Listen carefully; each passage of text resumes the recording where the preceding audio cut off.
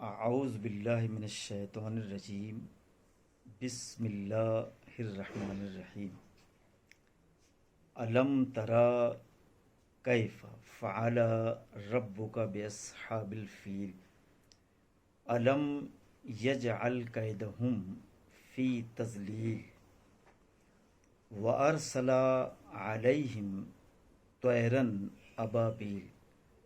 ترمیہم بحجارت من سجیل فجعلہم کعصف مأکول۔ یہ سورہ الفیل ہے اور سورہ قریش کی طرح اس میں بھی خانہ کعبہ کی عظمت کو بیان کیا گیا ہے، اور خانہ کعبہ کی عظمت کو بیان کرنے کے لیے ایک واقعہ اس سورہ میں لایا گیا ہے، اور اس کے بارے میں تفصیل دوران تفسیر بیان کرنے کی کوشش کروں گا۔ اور اس سورہ کی جو پہلی آیت ہے کہ علم ترى کیف فعل ربک باصحاب الفیل، کہ کیا تم نے نہیں دیکھا کہ تمہارے رب نے اصحاب الفیل کے ساتھ کیا کیا۔ اصحاب الفیل کہتے ہیں ہاتھی والوں کے ساتھ، یعنی واقعہ یوں ہے کہ یمن کا جو بادشاہ تھا اور اس کا جو نام تھا وہ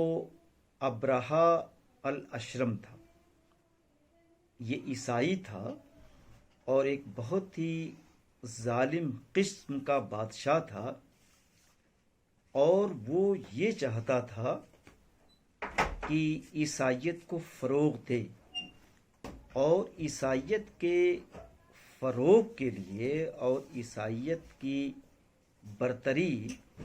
اور ترقی کے لیے اس نے اس سے پہلے حبشہ کا جو بادشاہ نجاشی تھا اس کو اس نے شکست دے کر زبردستی اس کی ریاست پر، اس کی سیادت پر ابرہہ نے قبضہ کر لیا، اور قبضہ کرنے کے بعد اس نے یہ چاہا کہ پورے ملک میں عیسائیت کا چرچا ہو، ہر جگہ عیسائیت کا بول بالا ہو۔ چنانچہ اس نے یہودیوں کو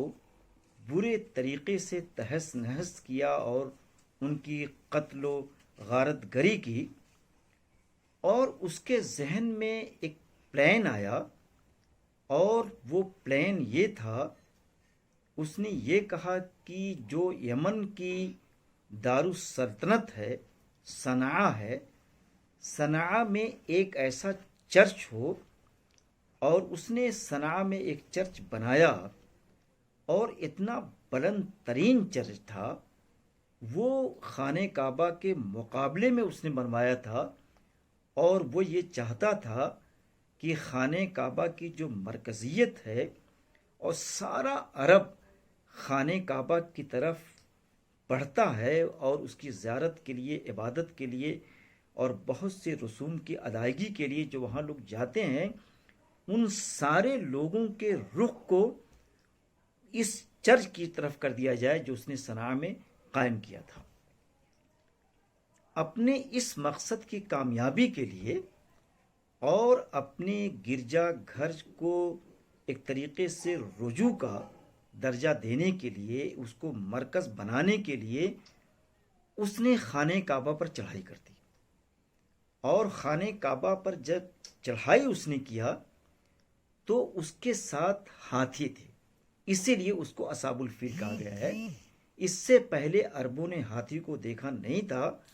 تو اس خاص واقعے کی طرف اس سورہ میں اشارہ کیا گیا ہے، اور یہ بتایا گیا ہے کہ ابرہہ الاشرم اتنا طاقتور بادشاہ تھا کہ ہزارہ ہزار کی فوج لے کر اس نے خانہ کعبہ کے دیواروں کو گرانا چاہا، اس کی مرکزیت کو، اس کی جو ایک سینٹرل پوزیشن تھی اس کو ختم کرنا چاہا، تو جب اس نے چڑھائی کیا تو حضرت عبد المطلب جو حضور صلی اللہ علیہ وسلم کے دادا تھے، جب اس ابرہہ نے ان کے سارے اونٹوں کو قبضہ کر لیا تو انہوں نے کہا دیکھو بھائی، ہم تم سے لڑیں گے نہیں، ہم تم سے بھیڑیں گے نہیں، تم ہمارے اونٹوں کو واپس کر دو، چونکہ یہ بیت اللہ ہے، اللہ کا گھر ہے، اور تم اللہ کے گھر کو گرانا چاہتے ہو، اس کو تہس نہس کرنا چاہتے ہو، اس کی بنیادوں کو ڈھانا چاہتے ہو، تو یہ تمہارا ایک طریقے سے اللہ سے اور تمہارا معاملہ ہے، تو اللہ اپنے گھر کی خود حفاظت کرے گا۔ تو کس طریقے سے اللہ نے اپنے گھر کی حفاظت کی ہے اس کا اس میں ذکر ہے، اس کا اس میں خاص طور سے ذکر ہے، اور وہی یہ بتانا چاہتے ہیں۔ اور یہ جو واقعہ پیش آیا تھا جس وقت یہ سورہ اتری تھی، بہت سے عربوں کے سامنے یہ واقعہ پیش آیا تھا، لوگ اس وقت کے لوگ موجود تھے، اور اس وقت کی بہت سی یادگاریں بھی اس جنگ کی، اس واقعے کی لوگوں کے پاس موجود تھیں۔ تو اسی لیے قرآن یہ کہنا چاہتا ہے کہ جب ابرہہ نے اپنی فوجوں کے ساتھ، اپنے ہاتھیوں کے ساتھ کعبہ پر اٹیک کرنے چلا، اور عربوں نے اپنے آپ کو پیچھے ہٹا لیا اور یہ کہا کہ ہم سے کچھ مطلب نہیں ہے، ہم خود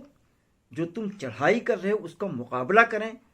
کیونکہ عرب کمزور پڑ رہے تھے، تو عربوں نے اپنے آپ کو پیچھے ہٹا لیا اور یہ کہا کہ اللہ اپنے گھر کی خود حفاظت کرے گا۔ تو اللہ نے کس طریقے کی حفاظت کی، اس کے زور کو، ابرہہ کے ہاتھیوں کو، ابرہہ کے لشکر جرار کو کس طریقے سے تباہ و برباد کیا،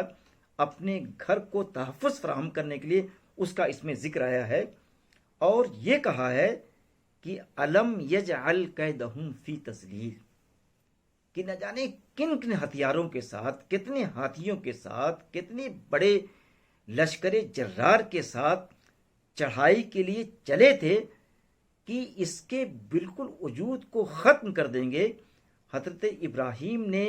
جو توحید کا ایک مرکز قائم کیا تھا، اس کی مرکزیت کو مٹا کر رکھ دیں گے، لیکن اللہ نے ان کے سارے زور کو، ان کے ساری قوت کو کس طریقے سے تہس نہس کر، توڑ کر، تباہ و برباد کر کے رکھ دیا۔ یہاں پہ تذلیل کا لفظ آیا ہے، تذلیل سے صرف اتنی چیز بتانی ہے کہ ان کی جو تدبیر تھی تباہ کرنے کی اور ختم کرنے کی، اس پوری تدبیر کو بالکل سے توڑ پھوڑ کے، تہس نہس کر کے ایک دم اللہ نے ختم کر دیا۔ اور اس کو ختم کس طریقے سے کیا، آگے اس کا ذکر آ رہا ہے۔ وَأَرْسَلَ عَلَيْهِمْ طَيْرًا أَبَابِيلَ، اللہ نے آسمان میں بہت ساری چڑیوں کو بھیجا، جھنڈ در جھنڈ۔ ابابیل سے یہ مراد نہیں ہے جو عام طور سے ابابیل ایک چڑیا ہوتی ہے لوگ کہتے ہیں، لیکن ابابیل کا مطلب یہاں فلاک کا لفظ کہتا ہے، انگریزی میں فلاک، جھنڈ کو کہتے ہیں۔ تو کہتے ہیں کہ بہت جھنڈ در جھنڈ چڑیاں آئیں، اللہ نے ان کے خلاف ایک طریقے سے، اللہ ظاہر طرح طرح سے دشمنوں کو تباہ کرتا ہے، کبھی فرشتوں کے ذریعے تباہ کرتا ہے، کبھی جنوں کو انسانوں کی شکل میں بھیج کر ان کو دشمنان اسلام کو تباہ و برباد کرتا ہے۔ آج چڑیوں کے بھیج کر، اور وہ چڑیاں جو آئیں تو ان کے چونچ میں کنکریاں تھیں، ان کے دونوں پنجوں میں کنکریاں تھیں، اور وہ ساری کنکری اوپر سے برساتی تھیں، تو ان کے ہاتھیوں پر جب وہ کنکری گرتے تھے تو بالکل اندر گھس جاتے تھے، اور اسی طریقے سے جس کو کنکری لگتی تھی وہ بھی تباہ و برباد ہو جاتا تھا۔ اور کہتے ہیں کہ جب اس کے ہاتھی مر گئے، پورا اس کی فوج تباہ و برباد ہو گئی اور بالکل سے مر کر ختم ہو گئی، تو ایک طریقے سے تعفن وہاں اٹھا تھا۔ وہاں تعفن ظاہر ہے کہ جب دنیا بھر کی لاشیں ہوں گی تو تعفن اٹھے گا, بدبو اٹھے گی, پھر انہی چڑیوں نے ان لاشوں کو کھایا. دیکھو یہ ساری چیزیں ہیں. اچھا یہ کوئی ہوائی چیز نہیں تھی. دیکھو اوپر جو بات کہی کہ علم ترا, کیا آپ نے دیکھا نہیں ہے؟ کیا آپ نے اپنے لوگوں سے اس بات کو سنا نہیں ہے؟ اس وقت ایسے لوگ موجود تھے, جیسا کہ میں نے یہ بات کہی ہے کہ ان لوگوں نے خود اپنی آنکھوں سے دیکھا تھا کہ وہ چڑیاں اوپر سے سنگ باری کر رہی تھی, پتھر برسا رہی تھی, اور اس کے بعد جب تعفن اٹھا تو ان لاشوں کو انہی چڑیوں نے کھایا بھی. تو ایک طریقے سے ایک معجزہ تھا, اور اس معجزے کو اللہ تعالیٰ نے صرف اس لیے دکھایا کہ دنیا کی کوئی قوم بھی, دنیا کی کوئی ریاست اور بادشاہت بھی کبھی بھی کسی وقت بھی اگر خانہ کعبہ کو چیلنج کرے گی, اس کی مرکزیت کو ختم کرنا چاہے گی, تو کبھی کوئی ختم نہیں کر سکتا. اسی لیے یہ بات کہی جاتی ہے کہ دنیا کے سارے خطوں سے مسلمانوں کا اقتدار ختم ہو سکتا ہے, لیکن خانہ کعبہ سے مسلمانوں کا اقتدار ختم ہو, خانہ کعبہ کی سیادت, لگام, لیڈرشپ کسی اور کے ہاتھ میں چلے جائے جو صاحب ایمان نہ ہو, صاحب اسلام نہ ہو, یہ کبھی ممکن نہیں ہے. تو کہتے ہیں کہ اس طریقے سے اللہ تعالیٰ نے, اور ترمیہم بحجارۃ من سجیل, اور کہتے ہیں کہ وہ چڑیاں جو اوپر سے پتھر برسا رہی تھی, کہتے ہیں کہ اور تو وہ جو جیسے کبھی کبھی مٹی کو پکایا جاتا ہے تو پختہ ہو جاتی ہے, تم نے دیکھا ہوگی جیسے ہمارے یہاں وہ بنتی ہے دہی جس میں بنتا ہے, تو یہ سجیل ایک طریقے سے فارسی کا لفظ ہے, سنگ اور گل ہے. گل کہتے ہیں مٹی کو, سنگ کہتے ہیں پتھر کو. تو اس طریقے کی وہ کنکریاں تھیں, اور جہاں گرتی تھی بالکل ایک طریقے سے بالکل اندر گھس جاتی تھی. تو اس طریقے سے اللہ نے ابرہہ کے زور کو توڑ دیا. اس طرح اللہ تعالیٰ نے اس کی قوت کو, اس کی فوج کو, اس کے ہاتھیوں کو بالکل نیست و نابود کر کے رکھ دیا. گویا یہ واقعہ اس بات کی شہادت ہے کہ جب بھی کسی دور میں کوئی شخص اگر یہ چاہے گا کہ خانہ کعبہ کی مرکزیت کو چیلنج کر دے, اس کو ختم کرنا چاہے, تو اللہ تعالیٰ اس کو بھی اس طریقے سے تباہ و برباد کر دیں گے جس طریقے سے ابرہہ کو تباہ و برباد کر دیا. اب اس کے حوالے سے اللہ تعالیٰ ایک بات یہ بھی کہنا چاہتا ہے کہ اتنی بڑی مرکزیت, اتنی بڑی چیز جس کو الکوثر آگے کہا گیا ہے, اور کوثر کا مطلب ہوتا ہے خیر کثیر, کہ دنیا میں اتنی بڑی کوئی نعمت ہو. خانہ کعبہ دنیا کی سب سے بڑی نعمت ہے, سب سے بڑی عظمت ہے, سب سے بڑی طاقت و شوکت ہے. تو اس طاقت و شوکت کا مطالبہ یہ ہے, تقاضا یہ ہے عربوں سے کہ تم اس گھر میں اللہ کے نام کو لو. تم اس گھر میں جو بتوں کو تم نے رکھا ہے ان بتوں کو ہٹاؤ. ان دیوی دیوتاؤں کی تصاویر جو خانہ کعبہ کی دیوار پہ بنی ہوئی ہے, اس دیوار کو لیپ لگا دو, ختم کر دو. جیسا کہ آپ دیکھتی ہیں کہ جب حج کرنے کے لیے کوئی جاتا ہے تو آپ دیکھیں گی وہاں پر کہ خانہ کعبہ کی دیواروں پر آیات لٹکی ہوئی ہیں. اسی طریقے سے ظاہر ہے کہ اس زمانے میں آیات کے بجائے ان دیوی دیوتاؤں کی تصاویر بنی ہوئی تھیں. تو قرآن یہ کہنا چاہتا ہے, اللہ یہ کہنا چاہتا ہے کہ خانہ کعبہ کا جو مقصد ہے, اس کی جو چاہت ہے, اگر اس چاہت کو ہم پورا نہیں کریں گے تو گویا ہم اس کی مرکزیت کا انکار کرتے ہیں, اس کی مرکزیت سے ہم انحراف کرتے ہیں. اور آگے اللہ تعالیٰ نے ایک مثال دیا ہے کہ اتنی بڑی وہ فوج لے کر آیا تھا, اتنے بڑے لوگوں کا ایک لشکر لے کر آیا تھا, لیکن ہم نے اس لشکر کو تباہ کیسے کیا. تم نے دیکھا ہوگا یہ جو گیہوں کا ڈنٹل ہوتا ہے کھیت میں کھڑا ہوا رہتا ہے, لیکن کس طریقے سے اس کو توڑتے, اب تو مشین میں ڈالتے ہیں, پہلے تو مشین تھی نہیں, اس کو بالکل بھوسا بنا دیتے ہیں جو بھس ہوتا ہے. تو کہتے ہیں کہ جس طریقے سے ڈنٹل کو توڑ کے ہم نے بھس بنا دیا ہے, ہم نے کہتے ہیں کہ اسی طریقے سے ابرہہ کی جو طاقت تھی, ابرہہ کے جو لوگ تھے, ابرہہ کا جو لشکر تھا, ابرہہ کے جو ہاتھی تھے، ان ساری چیزوں کو ہم نے اسی طریقے سے توڑا ہے. ایک بار بھوس ایک بار میں نہیں ٹوٹتا، کئی بار توڑا جاتا ہے تب وہ بھوس بنتا ہے. کہنے اس کو ہم نے ریزہ ریزہ کر دیا. جو بہت اینٹتے تھے، بہت سینہ اتاولا کر کے آئے تھے کہ اس کی مرکزیت کو ہم اٹھا کر صنعاء میں لے جائیں گے، اپنی گرجا گھر میں لے جائیں گے، لیکن اللہ نے کہا کہ نہیں، یہ قیامت تک کے لیے اس کی مرکزیت برقرار رہے گی. اس کی مرکزیت کو اس بھائی پوری دنیا کے لوگ آپ دیکھیے اس کی طرف رخ کر کے نماز پڑھتے ہیں. آپ یہاں پڑھتی ہیں تو اس کا مطلب کوئی اس میں چیز ہے، کوئی اس میں چیز ہے. لوگ بتاتے ہیں کہ اس کے اوپر سے چڑیا نہیں گزر پاتی ہیں، کوئی یہ کہتا ہے کہ اس کے اوپر سے ہوائی جہاز نہیں گزرتے. تم سائنٹسٹ ہو، جانتی ہو، مطلب کوئی ایسی چیز ہے. دنیا میں جتنی دوسری عبادت گاہیں ہیں، کیا یہ ساری علامتیں، کیا یہ ساری چیزیں ان معبد سے، ان عبادت گاہوں میں آپ کو ملتی ہیں؟ بالکل نہیں ملتی ہیں. چڑیا گزرتی ہیں، جہاز گزرتے ہیں، سب کچھ ہوتا ہے، لیکن خانہ کعبہ کے اوپر سے یہ سب چیزیں نہیں ہو سکتی ہیں. اور دنیا کی کوئی ایسی عبادت گاہ نہیں ہوگی کہ جس کا 24 آورز 365 دن قیامت تک اسی طریقے سے طواف ہوتا رہے گا. وہاں پر لوگ اللہ توحید کا اعلان کریں گے، اللہ کا نام لیں گے. شاید دنیا کی کوئی عبادت گاہ ایسی نہیں ہے. لیکن مولانا فراہی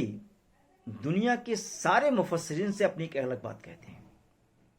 وہ ایک الگ بات کہتے ہیں، اور مولانا فراہی کا یہ کہنا ہے کہ عربوں کے بارے میں جو یہ آتا ہے کہ وہ ابرہہ جب آیا تو عرب چھوڑ کر ہٹ گئے، اور انہوں نے کہا بھائی ہم ان سے پھر نہیں سکتے ہیں، اللہ خود ان سے انتقام لے گا، اپنے گھر کی حفاظت کرے گا. تو مولانا فراہی نے نئے دلائل دیے ہیں، اور کہتے ہیں کہ سیرت کی کتابوں سے وہ چیزیں انہوں نے نقل کی ہیں، اور کلام عرب کی روشنی میں یہ بتایا کہ عربوں کی زندگی سے بہادری کو کبھی آپ مٹا نہیں سکتے. ہمیشہ یہ قوم بڑی لڑاکو رہی ہے، جنگ لڑتی رہی ہے. کبھی اس نے 100 سال اس نے جنگ لڑی ہے، سمجھا آپ نے، لیکن کبھی اس نے پش دکھایا ہو، کبھی پیچھے ہٹ گئی ہو. تو مولانا فراہی کا یہ کہنا ہے کہ اتنی بڑی چیز پر اٹیک ان کی ہونے جا رہا ہے، ان کا مرکز اور ان کا ماوا ان سے چھیننے جا رہا ہے. بھائی عربوں کی ساری عزت اسی کی وجہ سے تھی. دنیا میں کہیں جاتے تھے، کوئی اگر ان سے کچھ کہتا تھا، جب وہ کہتے تھے کہ آئی ایم حرمی، کہ میں حرمی ہوں، حرم کا رہنے والا ہوں، میرا خانہ کعبہ سے تعلق ہے، قبیلہ قریش سے میرا تعلق ہے، میں مکہ کا رہنے والا ہوں، تو ایک سے ایک جابر شخص، ایک سے ایک قاتل شخص، ایک سے ایک رہزن شخص ان کے راستے کو چھوڑ دیتا تھا. تو پوری دنیا میں عربوں کو جو عزت تھی صرف اسی گھر کی وجہ سے تھی. تو اس گھر کو چھوڑ کر گھر میں بیٹھ جاتے، ابرہہ کا مقابلہ نہ کرتے. مولانا فراہی کہہ رہے ہیں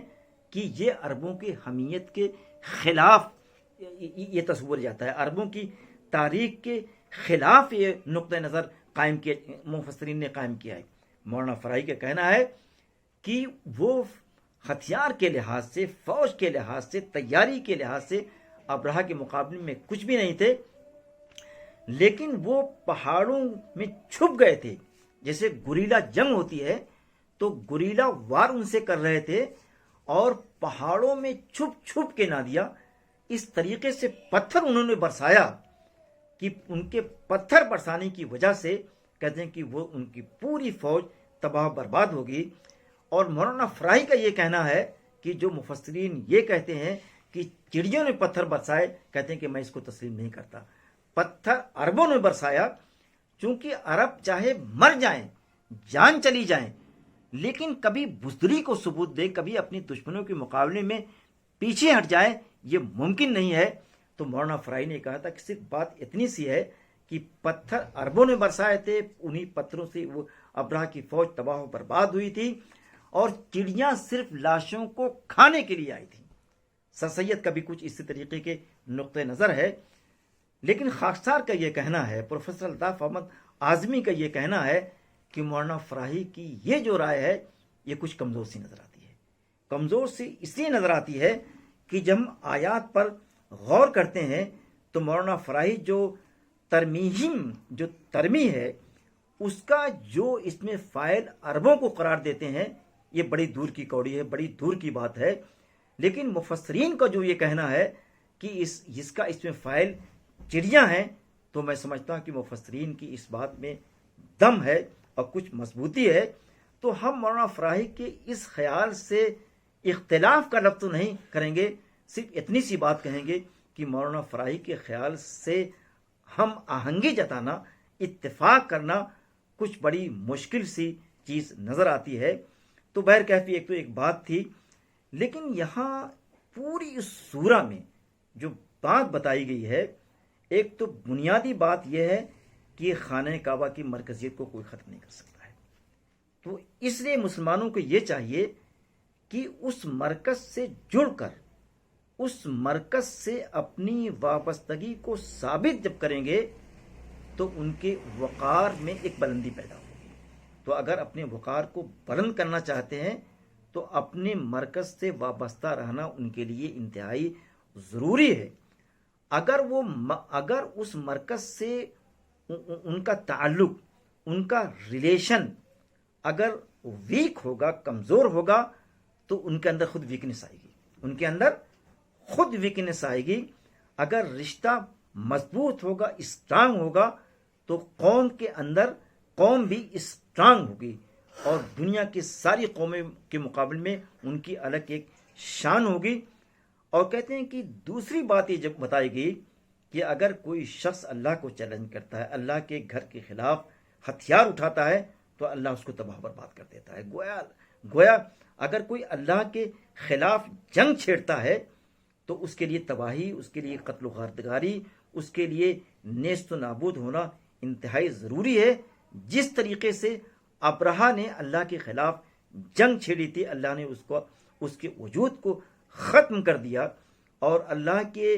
مرکز کو وہ ڈھانا چاہتا تھا، اللہ نے خود اسے ڈھا کر ایک دم سے، اس تاریخ میں ساری چیزیں موجود ہیں، اس کا نام مٹا دیا. تو اس سورہ کے دو پیغام یہی ہیں، ایک تو خانہ کعبہ سے ہماری وابستگی مضبوط ہو، اور دوسرا جو اہم پوائنٹ ہے، جو بنیادی بات ہے، کہ کبر سے،